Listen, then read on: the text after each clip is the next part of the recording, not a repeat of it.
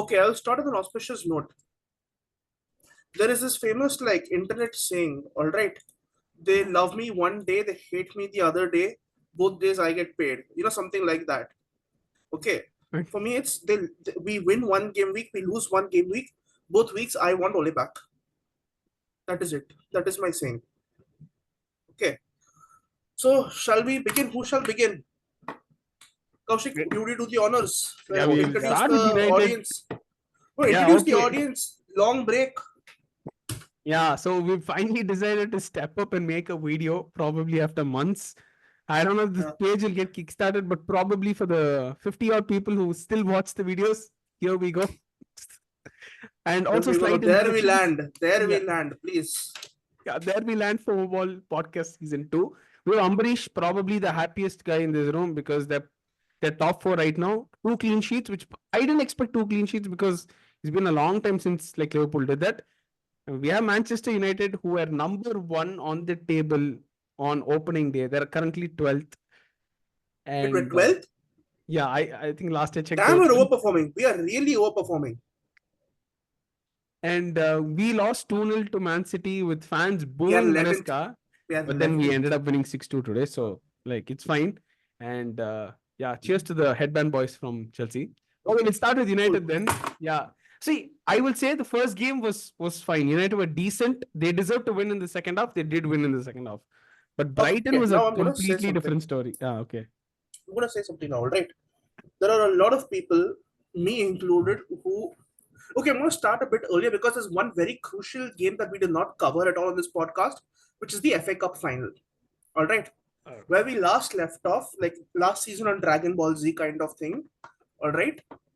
Eric Ten Hag was going to get sacked because he was not in European football. He had no European football. He was like what, eighth or ninth or something like that. Yeah. Eighth, my bad, yeah.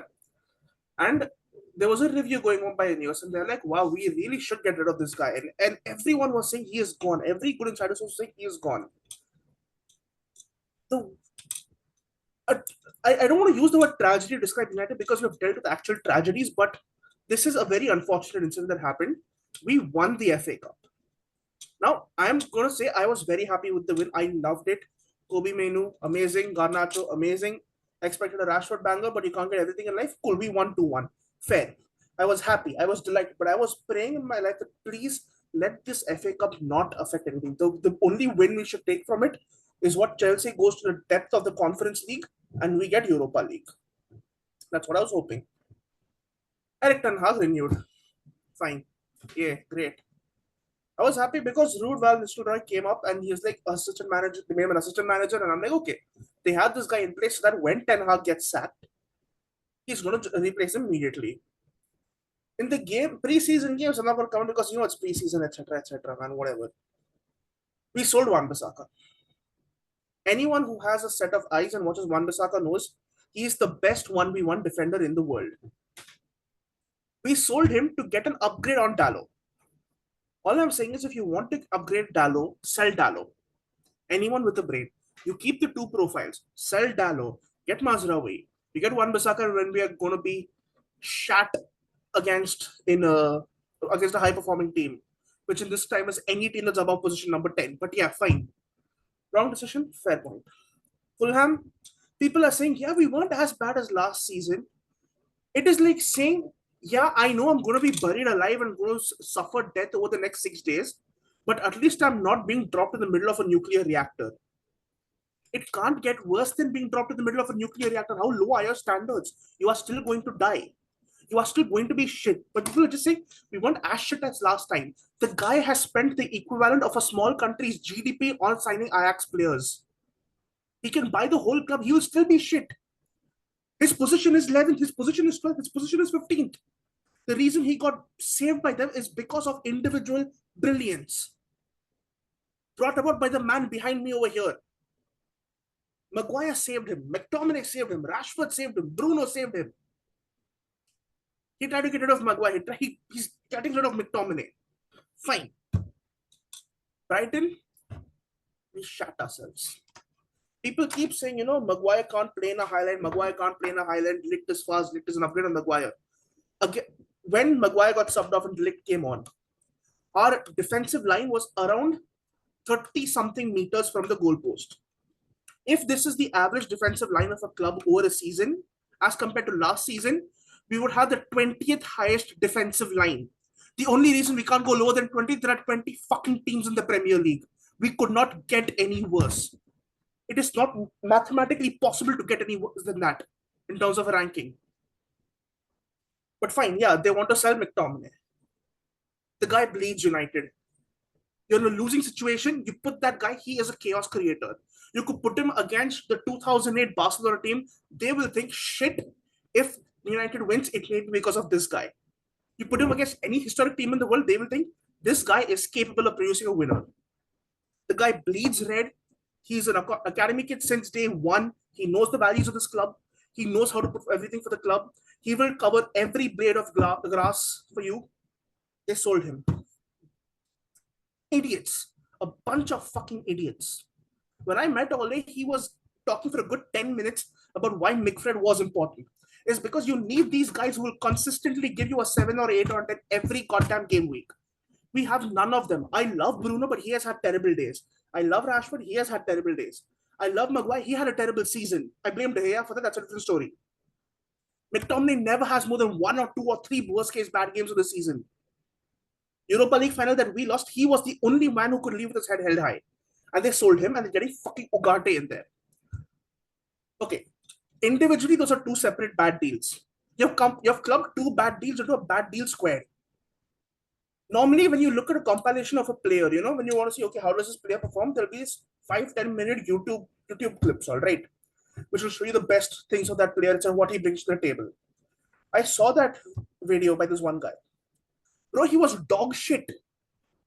He was fucking dog shit. Every player in the world, including that, who's that other bald guy we signed last season, man, that Amrabat, yeah. Even Amrabat had at least had one clip against Mbappe in which he runs in the World Cup and gets the ball out of him. Ugarte did not even have that. Every fucking clip was just one slide tackle where he gets a yellow card. What are you getting him for?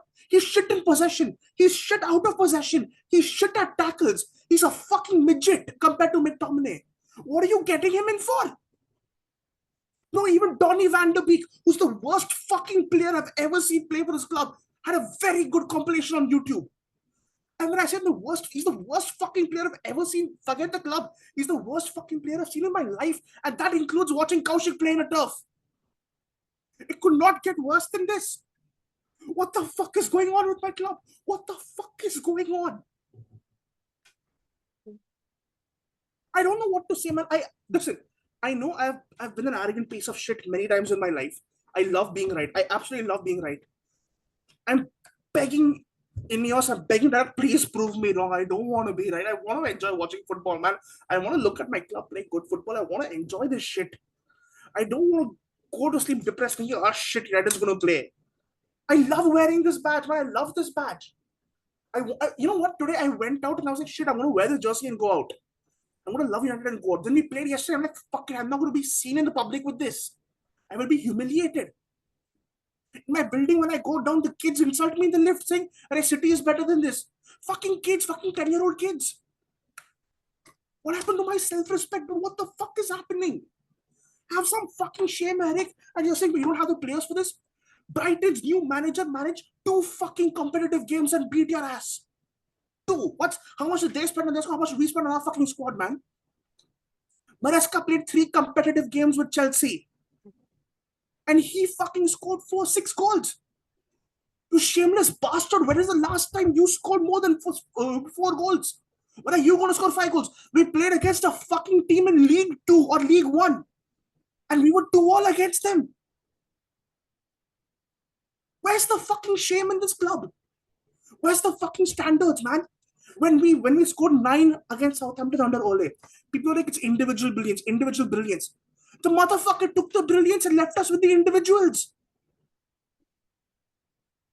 I'm fucking done with this club. I'm fucking done with football. I hate this sport.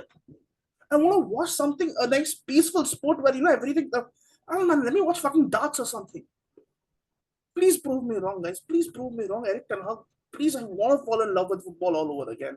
I was so fucking happy at the beginning of the season. Yeah, man, yeah, Mazara, yes, see. I have nothing against Zuggsy. I like the guy. I think he brings something new to the table. But Delict, I mean, yeah, he's a good backup. Mazraoui, yeah, he was good. I like the way he played, etc. But Ten Hag, man, please don't make any more excuses. About time you pull yourself out, at least aim for fucking top four.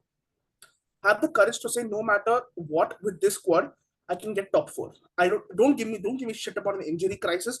Don't give me shit about budgets. Don't give me shit about players. Don't give me shit about your fucking diarrhea you had yesterday. Don't give me shit about. I don't want any excuses.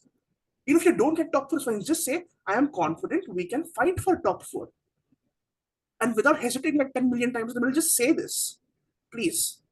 It's Manchester fucking United. We're supposed to be the biggest club in England. I won't hear any shit about Liverpool being the biggest club in England. Fuck that. We are the biggest club in England. Fucking act like it. It's actually fun because like Shashank saying, like, please prove me wrong, Ten Hag. When Liverpool is probably going thinking like how much to score when they visit Old Trafford next game week.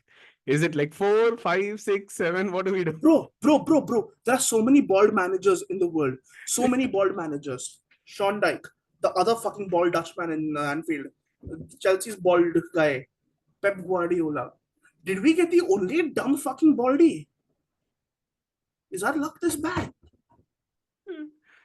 By the way, Salah just got a standing ovation for his performance. Man's back to form despite that shitty haircut that he's had. Who? And Mo Salah, the legend, scored today as well. Yeah, Scored previous yeah, game as like well.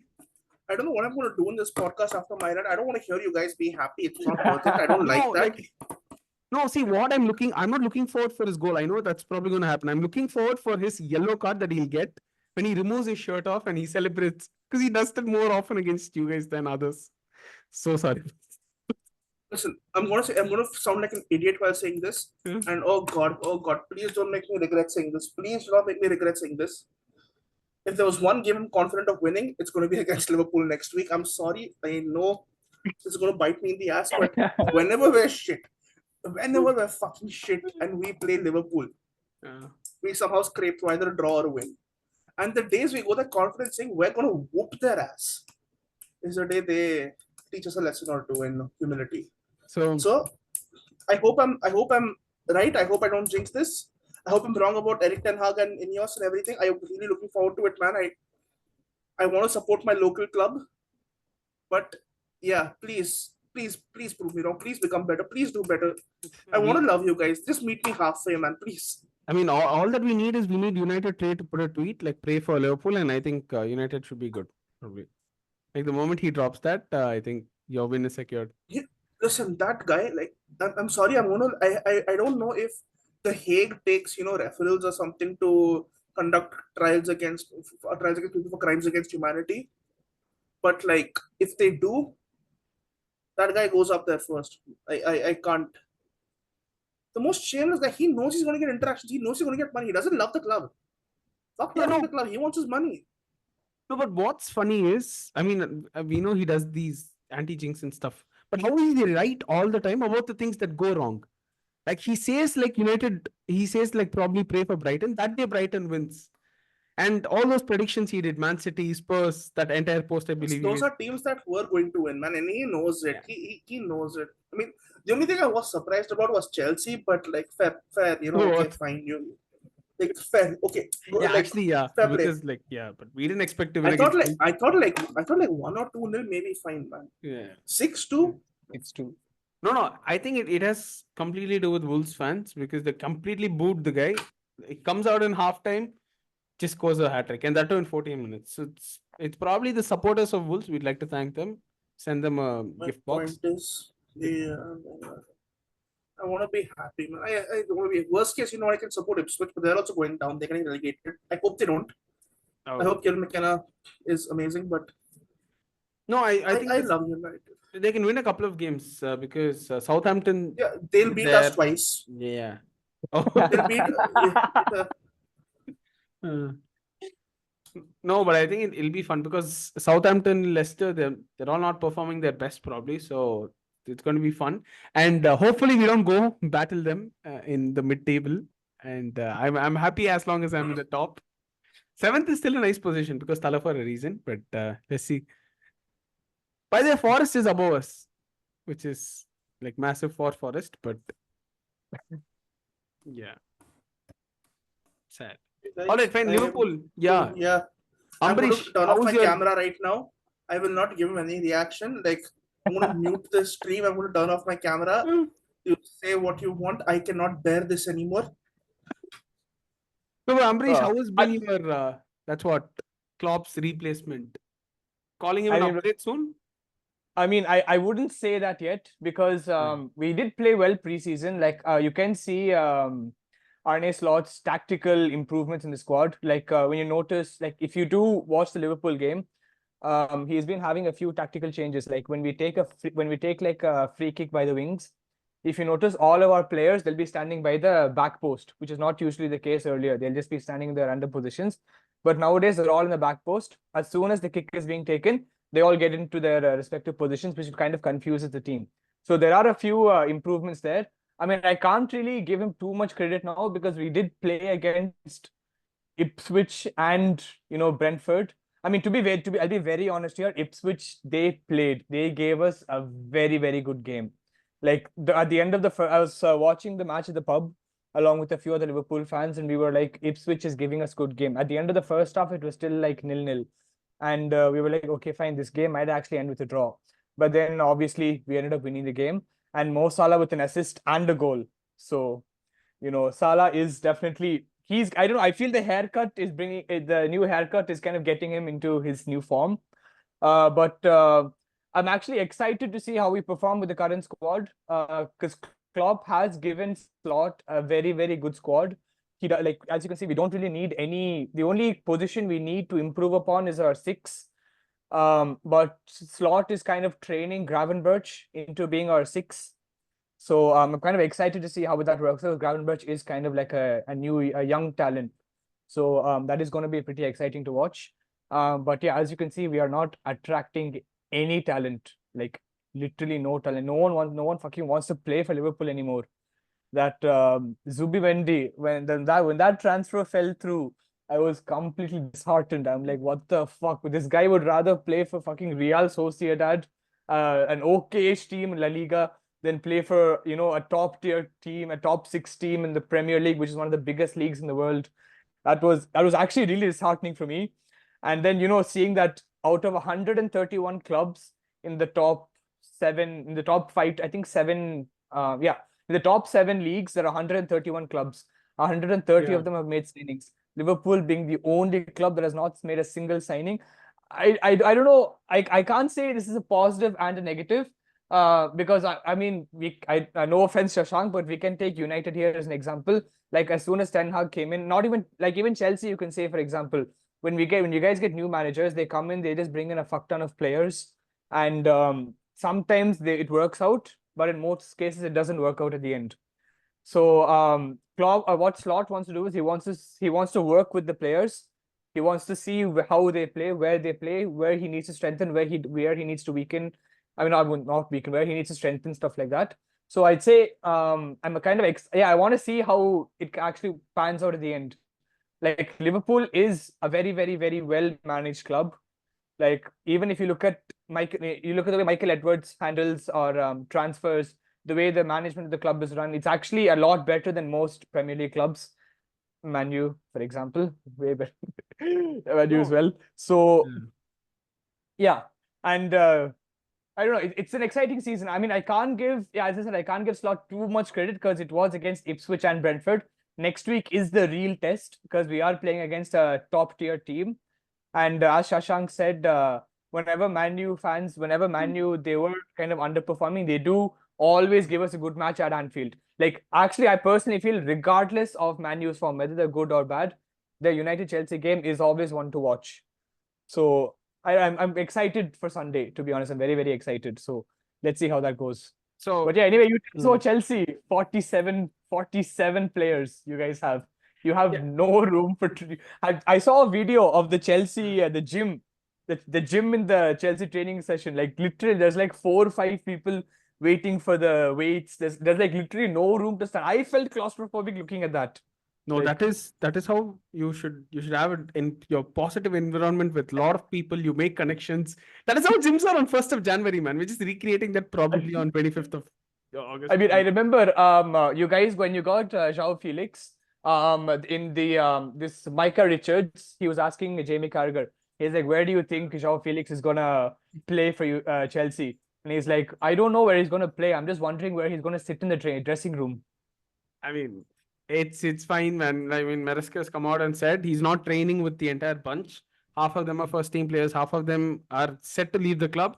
So I think it's sorted. Like Maresca knows, like probably we have 25, 26 players that he's going to work with, and we already have a fixed set of players in the playing 11. Sanchez probably, based on the performance that I've seen in the last two games, he's fixed. With respect to the back lane, Colwell is fixed. Gusto is fixed. The other two positions are, as well. Kukurea is playing really good now, so great. And Wesley Fofana, if he doesn't get injured, he gets to play. Midfield is Last week? sorted. And what? Last week, Who? Kukurea. No. I mean, it wasn't like his fault that the goal got conceded, but still, like, see, given his form from the Euros, I think he's been decent. He's settled his position, and plus Chilwell is shown the door. So, anyways, that's there. With respect to the midfield, Enzo is going to play. Caicedo is going to play. Lavia got injured. Fuck me. And probably the others that we have had, we can like use them. Cole Palmer is fixed. Sterling, bye bye. Thank you for your services. You'll not be missed. We'll probably play, I think, either João Felix, Pedro Neto, or I think like Mudryk started today on the left. And I think Madueke just confirmed his spot on the right. So, and Jackson probably is confirmed his spot as the center. So I'm happy with the squad. And I also know for a fact some people are going to leave. Absolutely don't care. Because at the end of the day, it just matters about people who do well in the practice session. That's what Maresca has also said. And this is what I want to say. I think Maresca managed before Chelsea. he managed Leicester in the championship last season, and then I think before that he was under Pepsi. Oh yeah, Pep's assistant. Yeah, okay. Pep's assistant. Yeah. So see, my only concern, I mean, not concern, but my thought here is if like Ten Hag is choosing these players, right? I'm guessing it's for a reason. I know we mock saying Ajax and all that, but probably they're the ones who are performing in the training sessions or something. No, because that is how most managers choose their players, right? So, Yeah, Catherine. I think I am in a position to answer this because I have suffered the most under that ball fraud. Okay, I'm being too harsh on him. Apart, like I hate him for non-football reasons, but for football reasons, I wouldn't hate him that much. I would give him another chance, but non-football reasons way more. So in terms of why he's signing those players, there's a difference between signing players of a similar profile and signing those players specifically.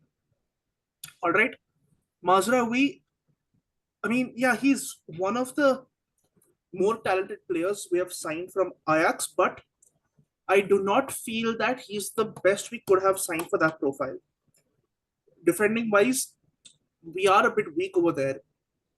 So I would have rather we signed a better player than him. De Ligt, again, he did not start as I don't watch Bayern Munich games. I could be wrong over here, but I don't think he was as prominent a starter as anyone else. And I don't think you guys are going to laugh at me, but I think I've been proven right enough over here. I don't think he's in any way an upgrade of Maguire right now. I think he's a very good backup option in case Maguire does leave. But I think we had bigger issues in the squad to fill than getting De Ligt in. But fair, you know what? He's available. He could have been a bit cheaper, but fine. Xerxes again. I don't know. The jury's out on him. I don't watch Bologna games. I don't think he's that bad a signing. I was quite excited by him. Jury's out on him. I felt like, okay, Lisandro Martinez, I mean, yeah, butcher, yeah, attitude, etc. I've seen all the memes, but in the end, the guy's 5'6" or something, man. Let's be very real. Okay, but going up against headers, we need a different profile. Euro is, I love Euro. No doubts about it. He's one for the future. Cost is a bit more. We should have maybe bargained that one a bit better, but fair. But my point is, instead of going for players in the profile of the people who played under him at Ajax, are you telling me, hand to your heart, Martinez is the best guy we could have got? There was no one else.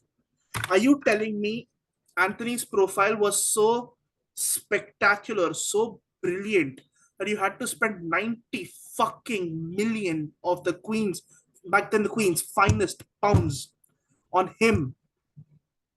Anthony. To be fair, Shashank, to be fair, Anthony's profile is very unique. I don't think you'll find any other one like him. Yeah, but I don't think it's worth 90 million rupees. Forget pounds. Okay, No, I he's don't think very it's worth unique. 90 million paisa. Vibhas, shut up. You have one scouser or you wait in your line. But my point is, I think after the Anthony purchase, even the Glazers should have said like, right, that's it, you're out, you're cut off. No more purchases for you. We'll plan the rest of it. Casemiro again, like yeah, he was. He should have done better than Casemiro. He was getting old. Madrid fleeced us a bit over there, but yeah, fine. I genuinely feel we have a very good scouting team. Rasmus Højlund is a perfect example of that. He's not a Ten Hag purchase, and he was perfect. I don't think I have a single problem with any non-Ten Hag purchase. Malaysia wasn't great. He hasn't blown us. He hasn't made me go, whoa, that guy's amazing. Mount injury crisis understandable, but Mount was still, I still maintain Mount is a really, really, really good signing. And if we were selling McTominay to buy Mason Mount, I would 100% understand the deal. Ugarte, no fucking clue why he's coming over here. I don't know, man. I hope I'm wrong about him as well. Mount But one my goal point is, contribution in 2 years. Sorry, just sneezed a bit. Kaushik, I will go back and pull all your messages about Mason Mount, okay? I Don't love the make me guy, do but that. he's Yeah. red now. Yeah, he's red. Wembley, buddy. He won at Wembley. Can you say that? Yeah, that's what. It was a curse. Did he win at Wembley with you? You know why we won 6-2 today? Because we sent that fucking black juju motherfucker. We're shipping him off to Napoli. I mean, of course, you're sad that this is the best part. He's sad that his player is going to Napoli. I am very happy that my player is going to Napoli. Which players of yours is going to Napoli, Kaushik? Lakaka. Oh, which Italian team has he not played for? Nice. You just wait, okay? The first game that he scores for Napoli, no, he'll do this. He'll do this. No shame at all. He'll do this. Do it. My point is, see, look, all I want to say is this: if McTominay is to go, if it is farewell, I want him to give us a final fireworks against Liverpool. Okay, like write your name on the stadium and go. Wait, he's going to play versus Liverpool, or I thought he hasn't agreed personal terms yet. Oh, okay. Yeah. But look, my point is getting back to Erik Ten Hag. I don't think the profiles were even close to being that unique that he had to buy those very specific Ajax players. Like, name one Ajax player of their entire 1920 season who did very well after moving to a different club, who took the world by storm. Frankie de Jong. De Jong has problems with Barca, but ask any Barca fan. Ask any Barca fan, they won't say, yeah, De Jong is the best, bro, he's worth it, he's that good, etc. No one will say that. There is problems there as well. De Ligt had issues in the Juventus and in Bayern as well. But again, I'm not saying they're bad players. I'm saying, are they Manchester United players? So far, I don't find a reason to say no. But I do think there were better people we could have bought. But again, that's just me. No, but Onana, I think, Shashank, is the only Eric. Shashank, actually, I have a question for you. Yeah. Because I actually don't know. So, how is Ten Hag when it comes to promoting the youth players? Okay, I'll put it this way.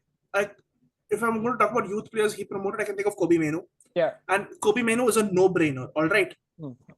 Any manager, even if he doesn't have a Pep Guardiola doesn't have a habit of promoting youth players, he still played Foden. That doesn't mean Pep Guardiola loves youth players. All right. Kobe Mainoo was a no-brainer, and he just happened to be there at the right place at the right time. Just thinking of any other youth players that he's actively promoted. Garnacho, I think, was more of a. No, you had a couple of folks last season during the end, right? Hannibal. So will he come? So Hannibal made his debut under Ole, and to be fair, he was already one of the. I wouldn't say he was an established youngster, but he was through the pipeline at that time. He was already in the framework saying this guy can play for us very well. But okay, Zidane Iqbal and Charlie Savage are the two people I can know that who got sold off right at the beginning. Harry Amos is one guy. If Erik Ten Hag, and I hope, and I'm right about this, if Erik Ten Hag really wants to integrate the youth, we have a gaping hole at left back right now because Luke Shaw is injured. Harry Amos is the guy to play it. I just want the right hand to be displayed on his jersey. What about Amad Diallo? Isn't he a youth player? Amad Diallo was established under Ole itself, but he made his debut under Ole. He played well under Ole itself. In fact, I'd say last season under Ten Hag, he should have played a lot more. His growth was stunted because Ten Hag refused to play him more there. The games where he did play, he did massively well. There's a See, reason I call him the Ivorian Messi.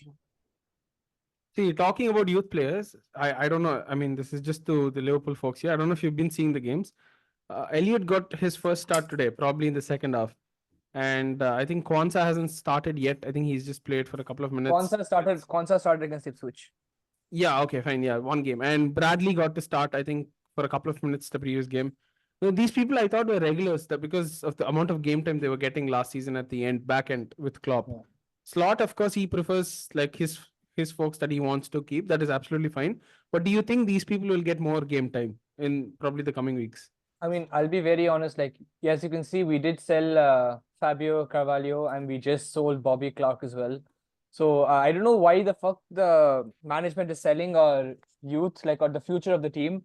So I would say that they're selling the future because they can see Slot will not be playing the youth players that often in his squad. Like Klopp was a guy who was really he emphasized on bringing in new players. Like you can see them, like you can see Elliot, as you can see Bradley, Kwanzaa, all of these players were brought in the Klopp era. Don't have to convince Yeah. me. I've got a Is taste my of the voice youth breaking? medicine, so I'm good. Yeah. Oh, by the Yeah, way, my yeah, voice breaks because there. also Gakpo, I think he's come on as a sub. I don't know, is probably he's gonna be his role or something, but he looks good as a You sub. know, But to be honest, Hmm. I thought after the Euros that he would be a starting left winger. Okay, but what happened was just that. Um, just give me a minute. Just give me a minute. I have to reconnect. Yeah. In regards to Gakpo, even I thought he'll be. I mean, I didn't think he'd be starting because obviously you can't start Gakpo over Diaz. I thought kind of Gakpo would go into the central striker kind of role, but he can't play as a striker. He can only play as left wing. And we saw that in the World Cup and we saw that in the Euros as well, the way he's performing for Netherlands. But obviously, like, and it's a no-brainer. You can't start Gakpo over Luis Diaz. Like, Diaz is the man. I mean, he's not a clinical finisher per se, but he's the kind of guy who can set you up. Like, you can see the way he dribbles itself on the pitch. So he's more of an assister. He can't finish for shit. Okay, he can't finish for shit. Diaz. So Which but yeah. Liverpool striker can finish? Tell me that. That's Jota's the only guy. Yeah. No, but actually Nunes too had a close chance today. Like after Salah He's- got subbed off. That's Probably that's risking of every it. Nunes only has close chances. Yeah. No, but I think Nunes will probably be getting goals this season as well. That's like saying Arsenal is going to win the league because they almost won the league so many times. But in terms of you're just talking about United youngsters, I just remembered this is the proper golden batch of youngsters we have had since 1992. Like I'd say it's the best batch since then, based on what I've seen and what I've heard. So Toby Collier is another guy to look out for. Would you really say that compared to the 2008 squad? You know, you got Paul Scholes, Ryan Giggs, all these guys coming in from the youth squad. That's the class of 92. Oh yeah, the 92. Yeah, shit. Sorry. Yeah, go on. Yeah, that's the class of 92. That's right. Since 92, this is the best one so far. Garnacho was a part of it. Menu was a part of it. This one was a part of it. Harry Amasa was a part of it, but he's to the same pipeline. Not, I won't say the same year, but these youngsters coming out. Hannibal Mejri is really, really good. I still think he definitely has a place in the squad. But yeah, I think if Eric Ten Hag is going to stay and he wants to integrate youth, he should look at that. The reason I'm scared and saying he may not integrate the youth is that guy wants a full settled squad to go by his game plan. And what is his game plan? Your guess is as good as mine.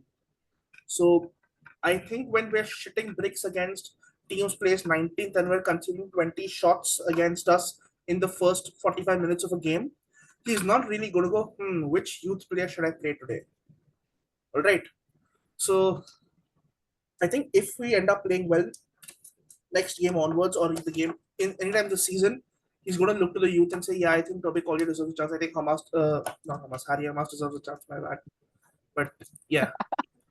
No, I mean if he puts H. Amas at the back of his shirt, oh my god, I can't wait to see the fireworks.